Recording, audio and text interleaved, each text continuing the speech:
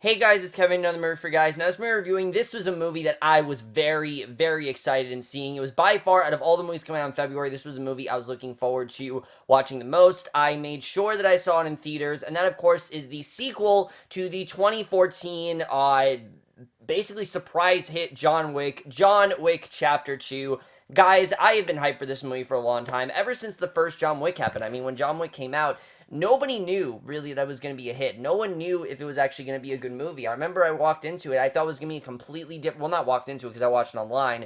But I thought it was going to be a completely different movie from what it actually was. I think pretty much everyone kind of had that feeling because they marketed it completely differently.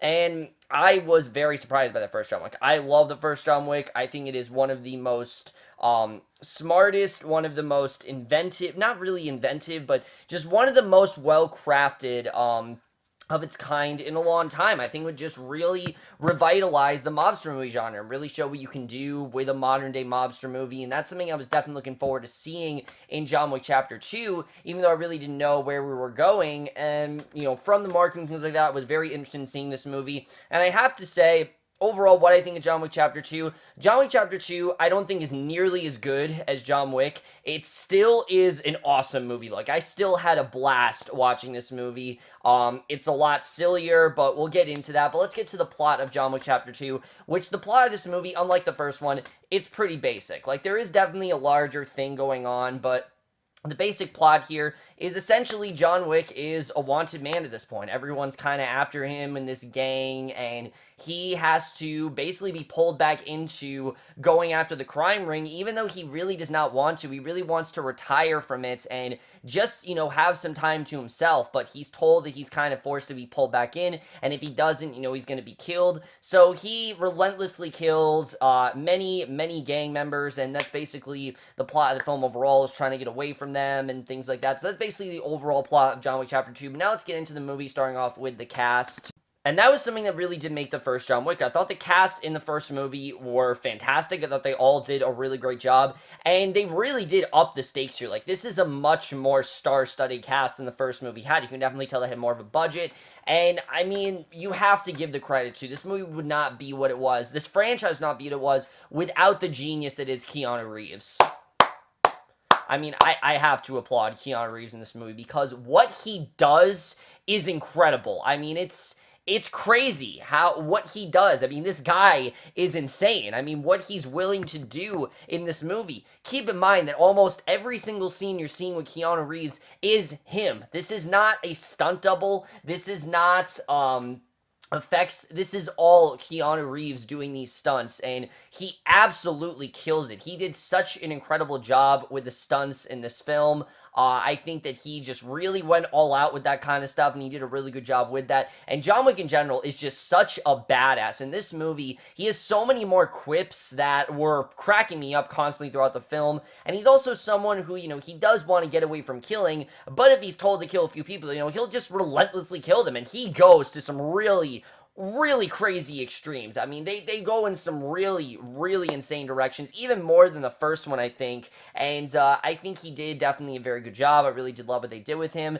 I don't think they gave the amount of emotional depth they gave to him in the first movie. We'll get more into that when we get to the screenplay, but overall, Keanu Reeves absolutely is the star of this franchise. If he was in this movie, I don't think it would be nearly as good as it was, and he really is the thing that, this franchise has been able to make Keanu Reeves a comeback star, and I really hope he continues to play this character for many more movies, because it clearly does show how much fun he's having with this character, how dedicated he is, and we need more action stars like this. There's so many action stars who just do things for the paycheck, and Keanu Reeves is one of the last alive that's doing it to, entertain, and he's doing it to make the movie as best it can possibly be and make it believable, and he did really an incredible job with that, and that alone is enough of a commendable job. But what he does in this movie is insane, and I can't help but applaud him, because the movie really would not be nearly as good as it was if it wasn't for him.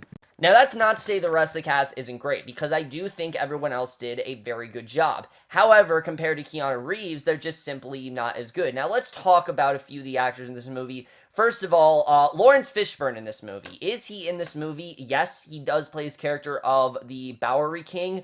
If you've watched the trailers, though, the trailers are extremely misleading because Laurence Fishburne is in maybe 2 scenes in this entire movie, and I was fine with that.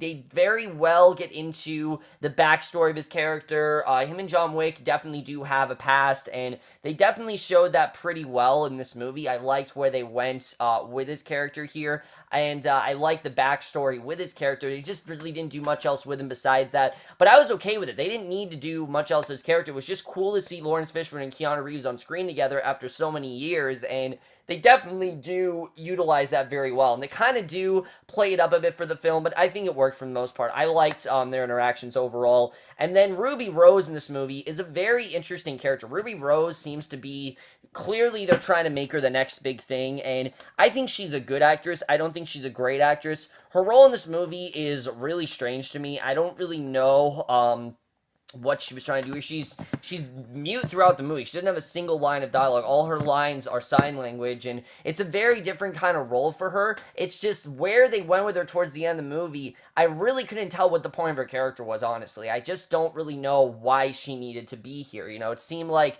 they were going in one direction with her in the beginning of the movie, and then they would go in a completely different direction towards the end, and I just kind of found her character pointless, and that goes for most of the gangsters in this movie. They're just not memorable. They're typical mobsters.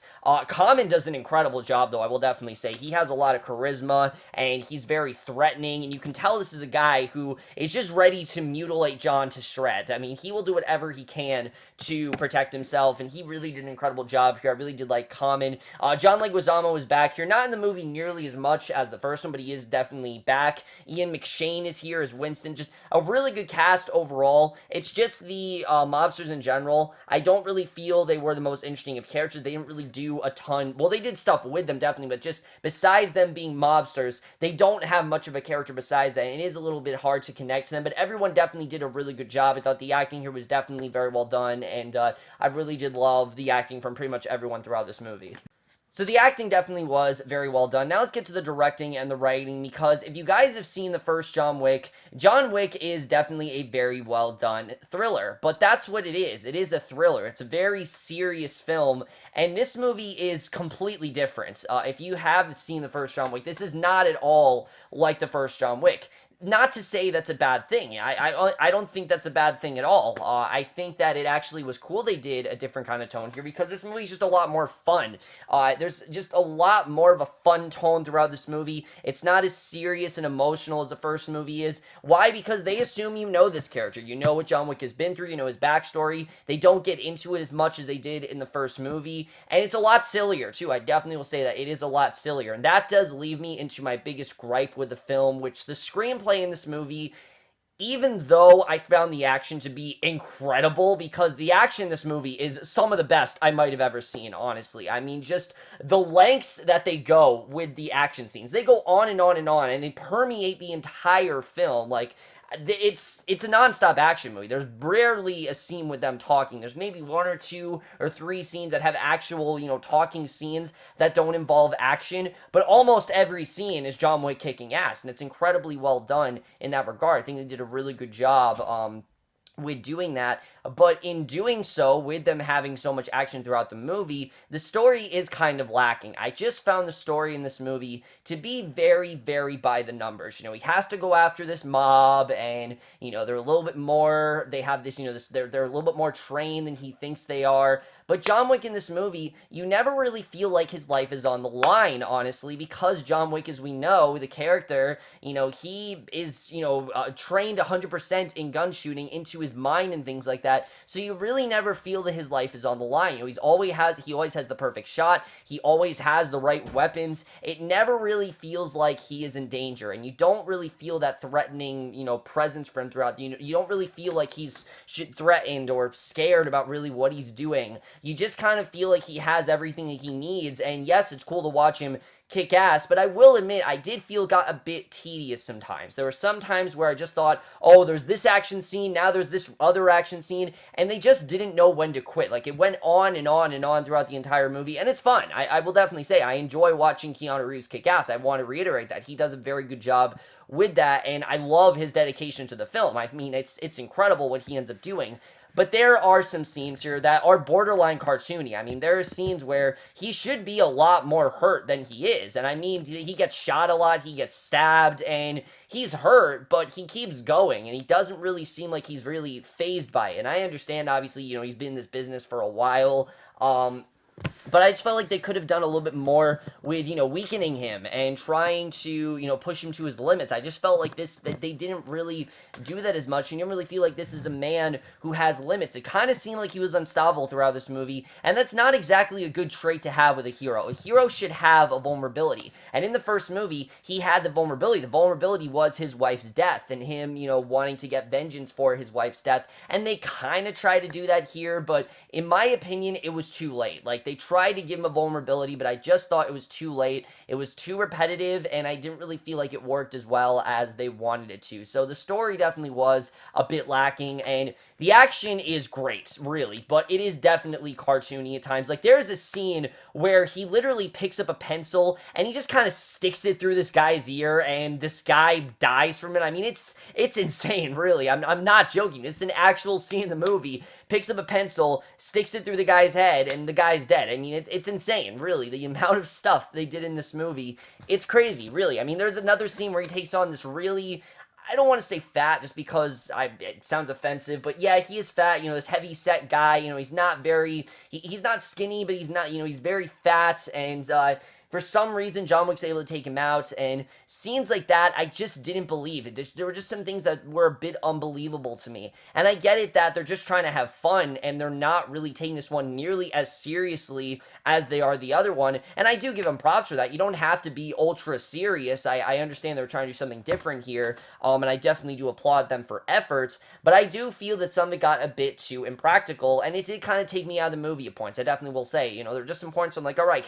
can you move on, please? This scene has been going on for like 6 minutes now. I mean, the scenes are very long. They're not short action scenes. They go on for quite a long time, and there's a lot of set pieces to almost every action scene in this movie, and I definitely really did love that.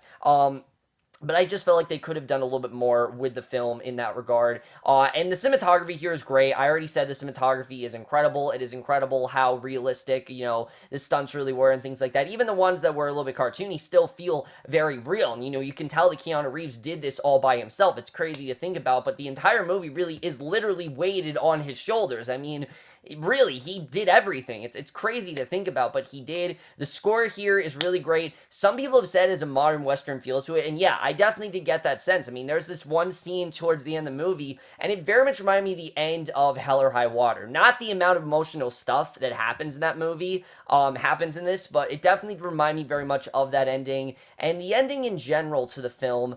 I think it's a cool ending. I think it's an interesting direction for them to go, but I just don't really know where they're going to go with the story after this. Just the direction they go. I know they're making another movie, and I'm really skeptical with where they're really going to go from here. I mean, there's a lot of directions they can take, and I hope they do utilize all those properties very well. But I really don't know where they're going to go from here. There's just a lot of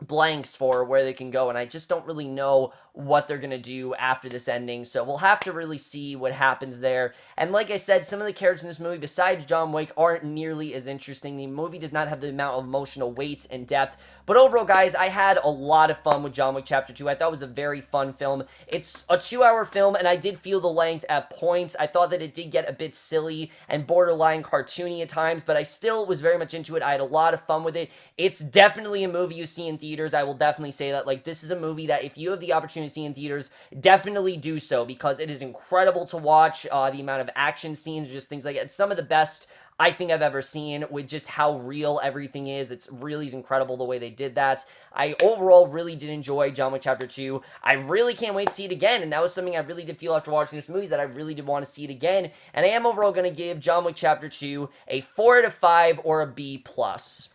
So over, guys, my review of John Wick Chapter 2. Let me know what you guys thought of this movie overall. Loved your thoughts on it. How does it compare to the first John Wick for you? Did you feel it was a little bit too cartoony? Did you like the more sillier tone this movie had? That's it for my review. Hope you guys enjoy it. We'll see you guys in my next video, which will be for the Vampire Diaries. I did watch 3 episodes of Vampire Diaries. I still have to watch the 4th one, but I will see you guys for that. Okay, bye.